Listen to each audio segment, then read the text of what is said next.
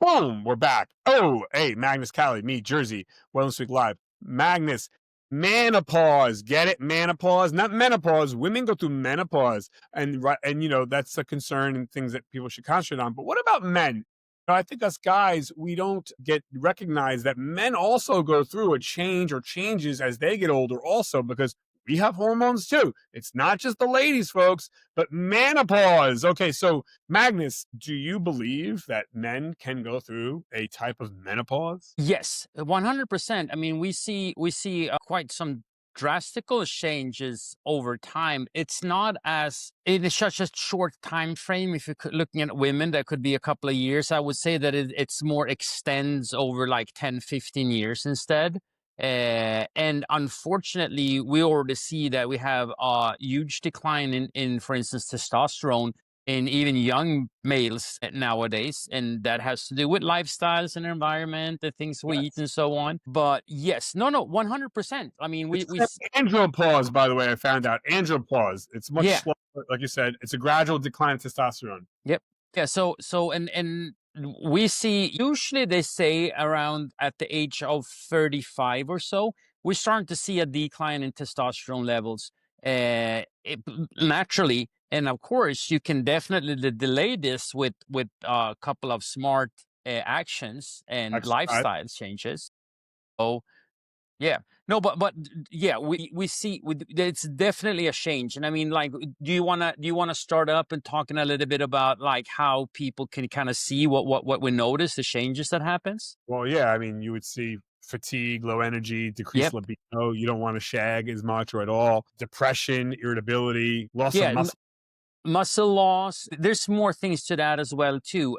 We're seeing usually also higher body fat levels, and usually same thing with women. They start storing it around like the abdominal, lower abdominals, and around the hips and stuff like that. So it definitely affects a lot of things. I also want to add a couple of other things. I also see you usually see like lower quality of sleep, and you have a tendency to start sleeping shorter when you get older, and that's something that you have to really work on and actually try to extend instead, and sleep start going up again a little bit more in sleep if possible. And else, I think also another thing that we do not talk about is that our digestion starts to slow down, not just metabolism, but we're actually, when we're talking about like enzymes, and we're talking about stomach acid, hydrochloric acid and stuff like that, and it starts to reduce. And if you're not like taking care of that, that's a big issue.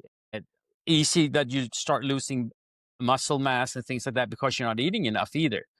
Right.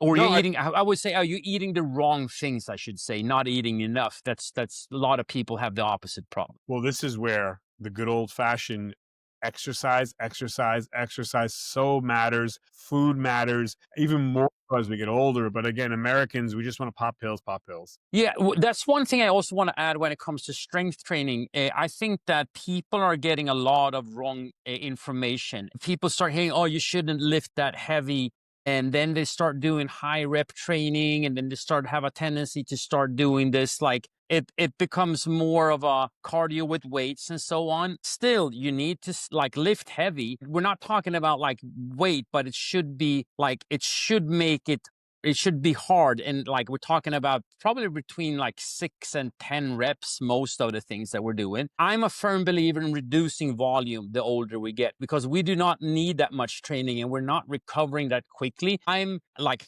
cut down, cut down, cut down. We do not need to have a high volume program. We're not talking about high volume, meaning that we're doing a lot of reps and a lot of sets. So at the end Listen, of the day, with the end of the day, we have done a lot of lifting. We're talking about adding up the weight.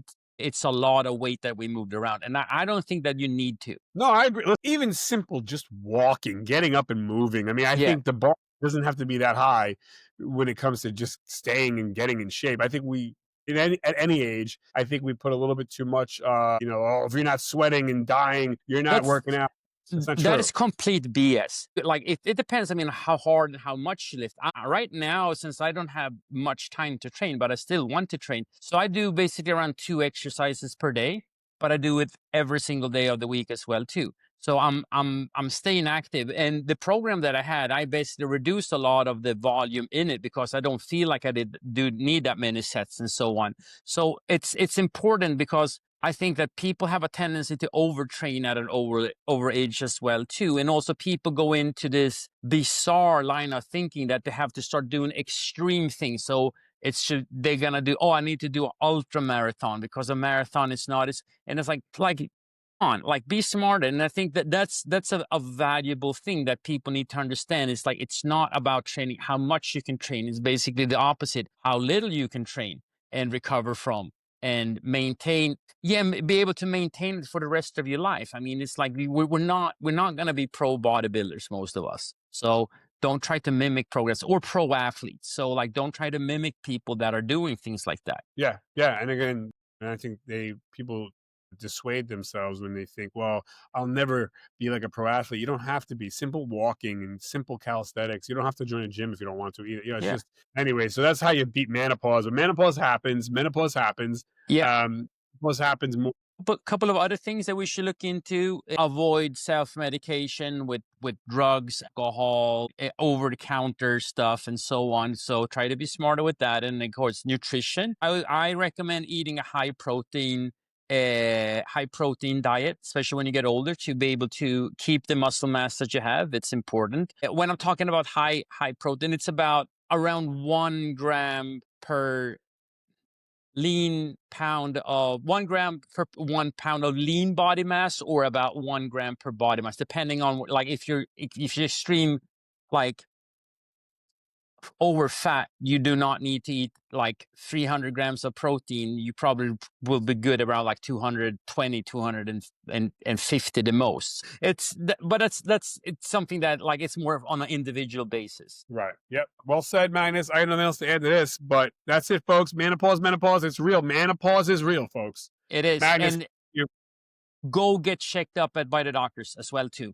yeah, Like, once a year. yep, screen hormones and things like that. So, and if they recommend that you go in on a hormone replacement, that might be a good advice. Yeah, can't hurt if the No. doctor says so. All Yep. right, Magnus, thank you, everybody. Thank you, Check back. Anthony. Hang in there. Nice. Bye. All right, 4, 3, 2, 1. See ya.